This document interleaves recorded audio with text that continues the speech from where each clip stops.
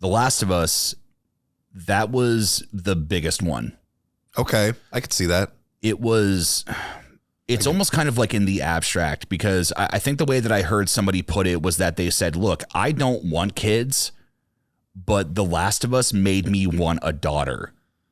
Ooh. It made me understand that, father instinct of taking care of somebody and doing anything that you could possibly do to protect them, even if they are not your kid, but then they eventually do become your kid. Right. And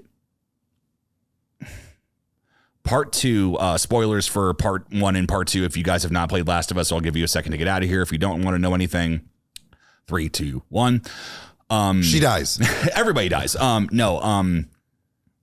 The last conversation that Joel and Ellie have is basically the last thing that you see in part 2.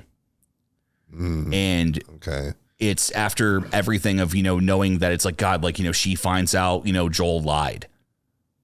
And it's after years of like, they haven't really talked to each other personally. Everything, I think the way that Neil Druckmann said it was that their dialogue with each other was functional. They didn't like, they didn't have a relationship much. Like maybe there was a time before she found out that they kind of were a family, but it's so powerful where it's the most human moment I think that I've seen in Ellie and in a character when she looks at him and she says, I don't think I can ever forgive you for that, but I would like to try.